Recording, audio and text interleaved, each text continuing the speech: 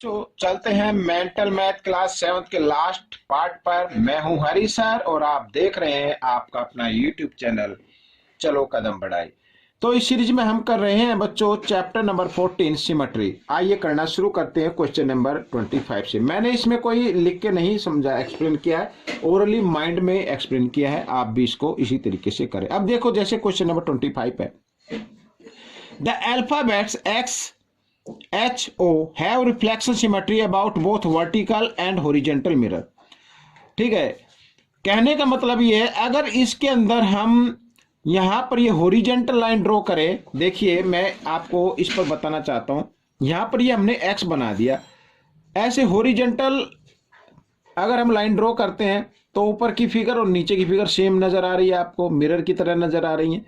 इस तरीके से अगर हम करें तो इधर की नजर सेम है और इधर की भी सेम है। ठीक है, दोनों को आपस में रखें तो एक दूसरे पर कवर कर जाती हैं, तो इन्हें बोलते हैं कॉन्ग्रुएंट फिगर।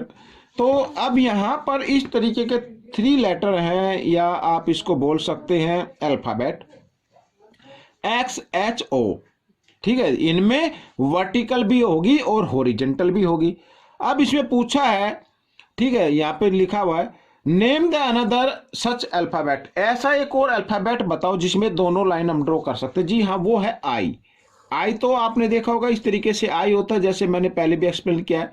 आप इसमें यहां पर ये वर्टिकल भी कर सकते हैं और हॉरिजेंटल भी कर सकते हैं। ठीक है, तो वो इसका आंसर क्या होगा? आई होगा बच्चों। ठीक है, नेक्स्ट अल्फाबेट कौन सा होगा? आई। तो ये आप दिमाग में कर लीजिए। Question number 26, find the number of line of symmetry in the given figure. अब यहां पर ये फिगर है, अगर यहां पर 2 लिखा हुआ है, अगर आप इसमें हॉरिजेंटल करेंगे तो ऊपर फिगर अलग बन रही है, नीचे अलग बन रही है, नहीं होगा। वर्टिकल भी करके आप देख लीजिए, नहीं होगा। तो इसका आंसर क्या होगा? 0 होगा। इसमें कोई भी सिमेट्री लाइन है तो आंसर क्या होगा? 0। ठीक है, आइए करते हैं next question. What is the order of rotation symmetry of A star fish. अब स्टार फिश की देखो ये सभी क्या है? इक्वल है और इक्वल डिस्टेंस पर आपको नजर आ रहे हैं। पॉइंट कितने? 1 2 3 4 5। तो यहां पर ऑर्डर ऑफ रोटेशन क्या होगा? 5 होगा बच्चों। ये 5 इसका आंसर आ जाएगा। ठीक है, तो इस तरीके से आप इसको कर लीजिए। और एंगल भी अगर आपको फाइंड आउट करना हो, अगर पूछा जाए कि एंगल बीच का कितना है, तो फिर वही मैंने बताया कि 360 को 5 से आप डिवाइड कर दीजिए, एंगल आ जाएगा। 5 7 जा 35 और 5 2 जा 72 डिग्री का आ गया। ठीक है, तो इस तरीके से ये एंगल फाइंड आउट करना, तो एंगल 72 डिग्री का आएगा। अब बच्चों question number 28, how many line of symmetry does a rhombus है। रोम्बस, अब रोम्बस इस तरीके से होता है, रोम्बस की सभी साइड इक्वल होती हैं, ये मान लीजिए ये हो गया। अब इसमें सिमेट्री लाइन हमें बतानी है। अब अगर हम इसमें ड्रॉ करें इस तरीके से, तो ये फिगर अलग बन रही है, ये अलग बन रही है, और इसे ऐसे करेंगे तो ये भी अलग बन रही है। ठीक है, तो आपकी एक तो ये, यानी यहां पर ये जो है ना डायगोनल, ये डायगोनल और ये सेकंड डायगोनल, ये इससे आपकी फिगर बिल्कुल सेम बनेगी। तो इसमें 2 डायगोनल हो गए, तो इसकी जो लाइन ऑफ सिमेट्री होगी वो 2 होगी बच्चों। ये आपका आंसर रहेगा। ठीक है, आइए करना शुरू करते हैं next. If the angle of rotation of a figure is 35 degree, then what is the number of line of symmetry. अगर 35 डिग्री पे कोई भी फिगर है, वो 35 डिग्री पे रोटेट हो रही है, ठीक है, तो हमें नंबर ऑफ लाइन बतानी है सिमेट्री की कितनी होगी। तो करना क्या, 360 को 35 से आप डिवाइड कर लीजिए। अगर आता है तो ठीक है, नहीं आता तो नहीं होगी। अब देखते हैं 5 7 जा, और यहाँ से 5 से 5 7 जा, और ये 5 2 जा, ये हो गया। अब 7 से तो डिवाइड होगा नहीं, तो इसका मतलब इसका आंसर क्या होगा? 0। 0 सिमेट्री लाइन होगी बच्चों। क्या होगी? 0। अब क्वेश्चन नंबर यहां पर 30, find the number of line of symmetry in A people leaf. People का पत्ता आपने देखा ही है। आप बिल्कुल बच्चों इसके बीचों बीच अगर हम ड्रॉ कर दें इस तरीके से, ठीक है, तो हाफ इक्वल इधर हो जाएगा और हाफ ही इधर हो जाएगा, यानी दोनों तरफ सेम पार्ट डिवाइड होगा, तो इसकी जो सिमेट्री लाइन होगी वो 1 होगी। इसका आंसर 1 होगा। आइए करते हैं क्वेश्चन नंबर 31। आप देखो ये फिगर आप देख रहे हैं, नंबर है ऑर्डर ऑफ रोटेशन सिमेट्री। अब बिल्कुल फिगर सेम नजर आ रही है, 90 डिग्री पर होगी बच्चों ये यहाँ पर। ठीक है, तो ऑर्डर ऑफ, ये आप ही 4 टाइम्स इसको हमें करना होगा, यानी अगर इसको इधर ले आए तो ये इधर आ जाएगी, 1 टाइम्स हो जाएगा ना, फिर इधर आ जाए 2 टाइम्स, 3 टाइम्स और फिर दोबारा 4 टाइम्स। तो ऑर्डर ऑफ रोटेशनल सिमेट्री होगी 4 और degree of measurement of an angle of rotation वो होगा 90 डिग्री। कैसे आएगा मैंने बताया आपको पहले भी, 360 डिग्री को आपको जितनी इसकी सिमेट्री लाइन है, ठीक है, उससे इसको डिवाइड कर दीजिए, आपका आंसर आ जाएगा 90 डिग्री। तो 90 डिग्री आपका आंसर रहेगा। ठीक है, तो ये भी हो गया आपका question number 32। Find the number of line of symmetry in the given figure. देखिए बच्चों, यहाँ पर इक्विलेटरल ट्रायंगल है, अगर इसको हम इस तरीके से कर दे 1, इसको कर दे 2 और इसको कर दे 3, तो 3 लाइन इसमें हो जाएंगी जो सिमेट्री कहलाएंगी। ठीक है, तो इसका आंसर क्या होगा? 3 होगा। इक्विलेटरल ट्रायंगल का 3 ही आंसर आएगा। आइए करते हैं क्वेश्चन नंबर 33। देखो फिर वही आ गया equilateral triangle. Name the centre of rotational of an equilateral triangle. अब बच्चों यहाँ पर सेंटर का आपको नाम बताना है, तो सेंटर ऑफ रोटेट आप इसका आंसर दे सकते हैं। अब यहाँ पर देखिए, जैसे ये इक्विलेटरल ट्रायंगल है, यहाँ पर ये सेंटर बन गया बच्चों यहाँ पर। ठीक है, इस सेंटर का नाम देना सेंटर ऑफ इक्विलेटरल ट्रायंगल बोल सकते हैं। और यहाँ पर ये जो सेंटर कहलाएगा, इसका आप और क्या नाम देना चाहेंगे? ठीक है ना, तो यहाँ पर सेंटर ऑफ इक्विलेटरल ट्रायंगल आप बोल दीजिए, कोई दिक्कत नहीं है। और अगर मैं आपको बना के दिखाना चाहूँ यहाँ पर, ठीक है, मैं आपको बना के दिखाना चाहता हूं, ये देखिए इस तरीके से, ये हो गया और ये हो गया और इधर ये हो गया। ठीक है, इस तरीके से। तो यहाँ पर वैसे तो सेंटर ये होता है, और सेंट्रॉइड भी बोल सकते हैं, कई बच्चे सेंट्रॉइड भी बोलते हैं, सेंटर ऑफ इक्विलेटरल ट्रायंगल भी बोल सकते हैं, सेंट्रॉइड भी बोल सकते हैं। अगर आपको सेंट्रॉइड लिखना है तो सेंट्रॉइड लिख दीजिए, सेंटर ऑफ इक्विलेटरल ट्रायंगल लिखना है तो वो भी आप इसको लिख सकते हैं। ठीक है बच्चों, तो ये आपका आंसर रहेगा। तो आइए मैं लिख भी देता हूँ, यहाँ पर कुछ बच्चे कंफ्यूज हो जाएंगे सेंट्रॉइड कैसे लिखना है। तो ये सेंट्रॉइड हो गया, या सेंटर ऑफ इक्विलेटरल ट्रायंगल भी आप इसको बोल सकते हैं। ठीक है बच्चों, तो आइए करते हैं नेक्स्ट क्वेश्चन यहाँ पर, question number 34।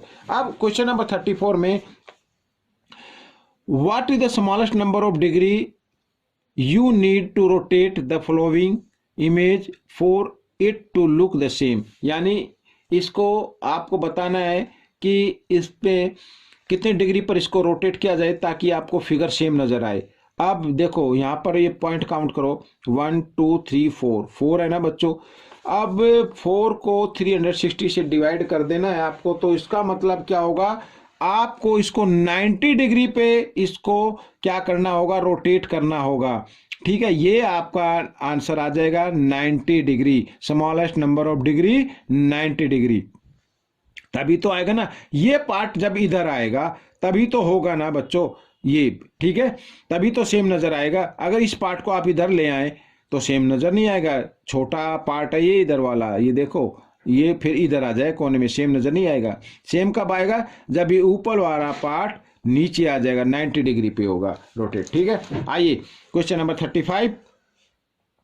Which quadrilateral other than rhombus has both the diagonal as the axis of symmetry. बच्चों यहाँ पर क्वेश्चन नंबर 35, अब बताना है कि रोम्बस के अलावा कौन सा क्वाड्रिलेटरल है।